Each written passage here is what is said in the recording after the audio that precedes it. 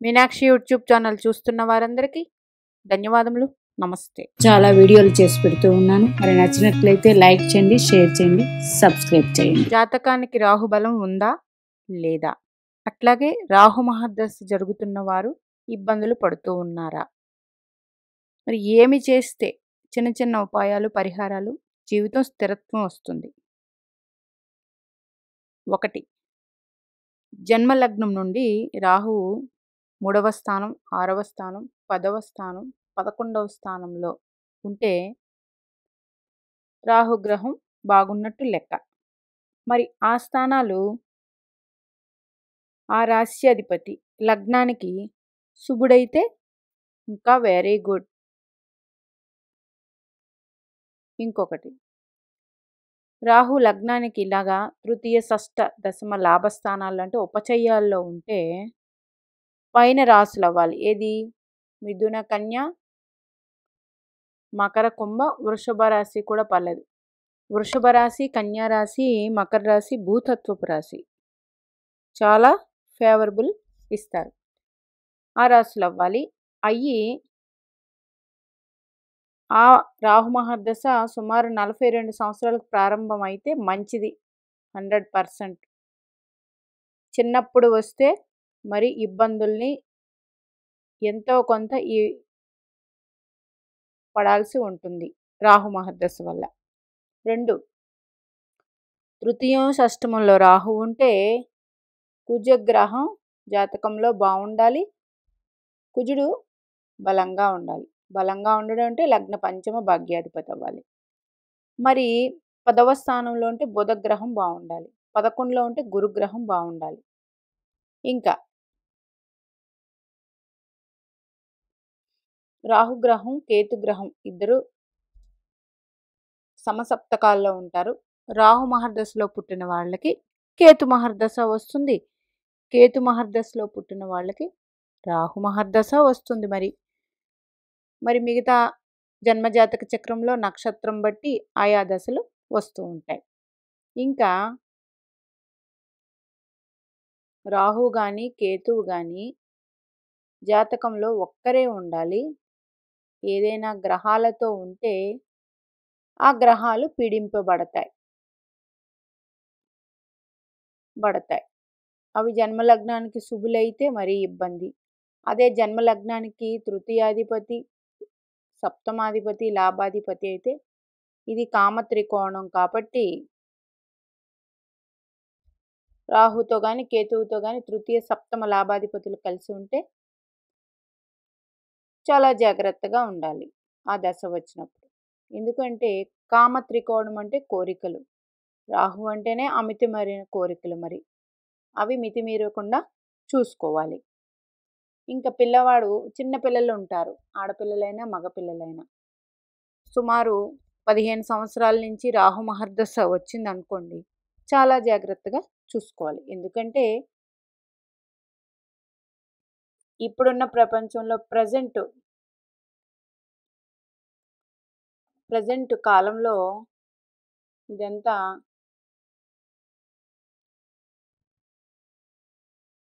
Internet మీద ఆధారపడి ఉంది. దానివల్ల జాగ్రత్తగా ఉండాలి. ఎందుకంటే చాలా రకాలుగా చూసి నేర్చుకుంటూ ఉన్నారు. చదువు మీద ఇంట్రెస్ట్ తగ్గిపోతుంది వీళ్ళకి. చిన్నప్పుడు వస్తే ఫ్రెండ్స్తో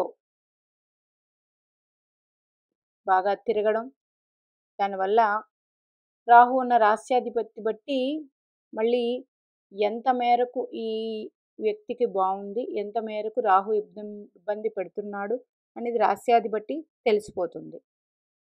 బాగా లేదనుకోండి, చదువు స్లో అయిపోతుంది. ఇంట్లో ఎవరి మాట వినరు. ఇవన్నీ ఉంటాయి. చతుర్థంలో కానీ ద్వితీయంలో కానీ ఉంటే చదువుకి మరి ఇబ్బంది. ఆ దశలు వస్తే ఇట్లాగా ఉంటాయి. మరి జాగ్రత్తలు ఏం తీసుకోవాలి? రాహు మహర్దశ అంటేనే రాహు బలంగా లేకపోతే ఇవన్నీ ఇప్పుడు చెప్పినవన్నీ జరుగుతాయి. అదే రాహు బలంగా మంచి రాశిలో ఉండి అది మంచి టైంకి గ్రహం దశ వస్తే వాళ్ళు ఏం చేయాలో ఏం చేయకూడదో వాళ్ళకి తెలుస్తుంది. చాలా బాగా ధన సంపాదన అన్నీ చేస్తూ ఉంటారు. మరి రాహుగ్రహం అనుకూలంగా ఉందా లేదా మన పిల్లలకు గాని వస్తే ఆటోమేటిక్‌గా తెలిసిపోతుంది. ఎక్కువగా అందరిని నమ్మి మోసపోతారు. ముందుగా ఫ్రెండ్స్. ఆ తర్వాత వీళ్ళకి అనవసరపు ఆలోచనలు ఎక్కువ చేస్తారు. ఈ పని చేసేద్దాం, ఆ పని చేసేద్దాం, ఇలాంటి సంపాదిస్తాం, అలా సంపాదిస్తాం, ఏదో ఒకటి చేస్తూ ఉంటారు. రాహు బాగోలేకపోతే తప్పుడు మార్గంలో. తర్వాత ఆలోచించిన మంచి పనులు ఏవైనా ఆచరణలో పెట్టాలంటే చాలా కష్టంగా ఉంటుంది. ఇది ఒకటి రాహు అనుకూలంగా లేదని తెలుసు. తర్వాత చిన్న పిల్లలకు చదువుకునే పిల్లలకు వస్తే ఆలోచనలు ఎక్కువ ఉంటాయి కాబట్టి విపరీత ఆలోచనలు అవి మీకు అర్థమైపోతుంది. తర్వాత సడన్‌గా ఏదైనా ఇంట్లో గొడవలు జరగడం, ఏదైనా ఇలాంటివన్నీ జరగడం, అట్లాగే ఉన్నట్టుండి బాగా ధనం సంపాదించడం, ధనం కోల్పోవడం, అంటే జీవితంలో ఫ్లక్చువేషన్స్ ఎక్కువ వస్తూ ఉంటాయి. తర్వాత మనం ఉద్యోగం చేస్తూ ఉంటే ఉద్యోగంలో ఇబ్బందులు, ఉద్యోగంలో సహోద్యోగులతో ఇబ్బందులు, బాస్‌తో ఇబ్బందులు, మనం ఎంత బాగా చేసినా వాళ్ళు అర్థం చేసుకోకపోవడం, మీదే తప్పు అనడం, మనకి ప్రమోషన్‌లు ఆగిపోవడం, ఇవన్నీ కూడా. మరి రాత్రిపూట వీళ్ళకి నిద్ర సరిగ్గా పట్టదు. చెడు కలలు రావటం, తర్వాత ఫారెన్ వెళ్ళాలనుకున్న వాళ్ళకి ఇబ్బందులు, అట్లాగే ఆరోగ్య సమస్యలు అస్తమాను తరచూ ఇబ్బందులు పెడుతూ ఉండడం, ఇవన్నీ కూడా ఉంటాయి. ఇంట్లో వారితో సఖ్యత లేకపోవడం, ఇవన్నీ కూడా రాహుబలం లేకపోతే వస్తాయి. అందరూ ఫస్ట్ ముందుగా చేయవలసిన పని ఏంటంటే రాహు మహర్దశ ఉంది, అది బాగోలేదన్నప్పుడు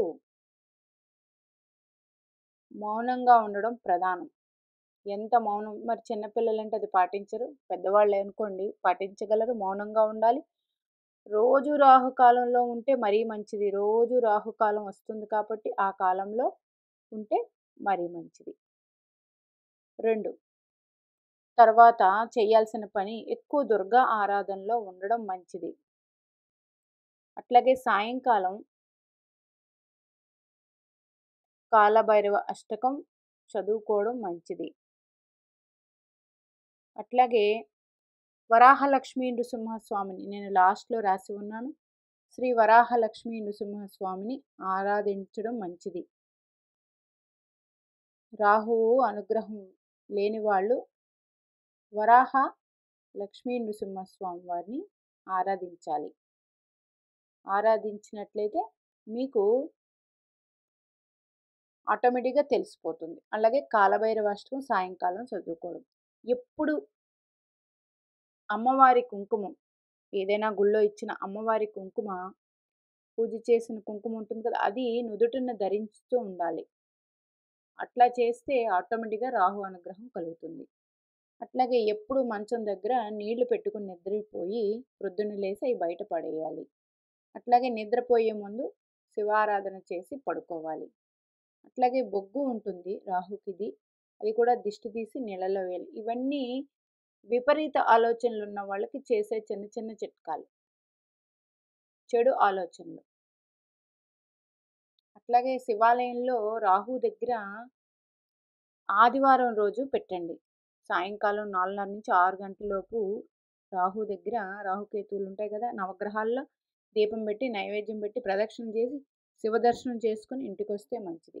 అట్లాగే పీచు ఉన్న కొబ్బరికాయ ఉంటుంది, అంటే కొబ్బరికాయకి ఫుల్గా పీచు ఉండాలి. అది అపసవ్యంగా దిష్టి తీసి పారే నీళ్ళల్లో నదుల దగ్గర వెళ్ళి వేసి వెనక్కి తిరిగి చూడకుండా వచ్చేయాలి. అట్లాగే నెలకు ఒక్కసారన్నా చేయడం, లేదంటే అమావాస్య రోజు చేస్తే మంచిది. ఇవన్నీ ఇప్పుడు చూడండి, మనం జబ్బు వస్తే ఎట్లాంటి మెడిసిన్స్ వేస్తే ఆ మెడిసిన్కి తగ్గ జబ్బు ఎలా కరెక్ట్ మెడిసిన్ పెడితే ఆ జబ్బు తగ్గుతుంది. అట్లాగే ఈ గ్రహాలకు కూడా కొన్ని కొన్ని పరిహారాలు చేస్తూ ఉంటే ఆటోమేటిక్గా సాంతన ఉంటుంది. ముఖ్యంగా రాహు మహర్దశ జరుగుతున్న వాళ్ళు మౌనమే దీనికి పరిహారం అంటే తక్కువ మాట్లాడటం.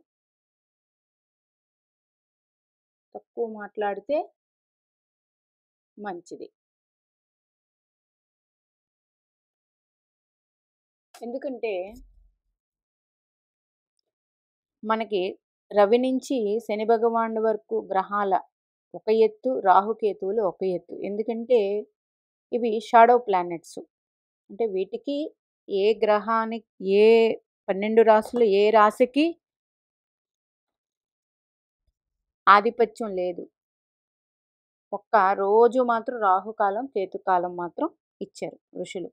అంటే రాహుకాలం, కేతుకాలం రోజు ఉన్న సమయాల్లో కేతువు అయితే కేతుకాలం, రాహు దశ నడుస్తుంటే రాహు దశలో, రాహుకాలంలో ప్రతిరోజు మీకు 7 రోజులకి రాహుకాలం ఉంటుంది. మీరు పంచాంగంలో చూస్తే కనిపిస్తుంది.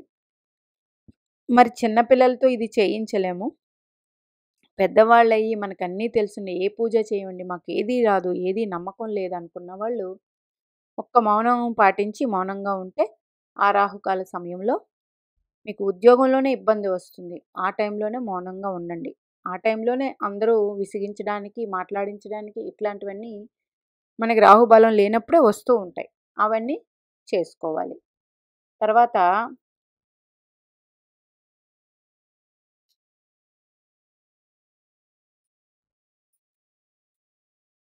కంపల్సరీ గ్రహాలకి రాజు రవిగ్రహం. ఆదివారం రోజు కంపల్సరీ రవిగ్రహ ఆరాధన చెయ్యండి. అప్పుడు ఆత్మస్థైర్యం ఉంటుంది. ఎప్పుడైతే మనకు ఆత్మస్థైర్యం ఉందో అన్నీ తట్టుకోగలం. చంద్రగ్రహానికి మాత్రం పూర్ణిమ రోజు అమ్మవారి ఆరాధన చేయండి. అంటే మనసు అనేది కరెక్ట్గా ఉంటే మనం ఎలాంటి సిచ్యువేషన్స్నైనా దాటగలం.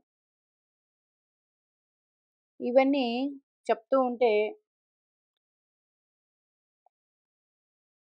నిజమా అని అనిపిస్తూ ఉంటుంది.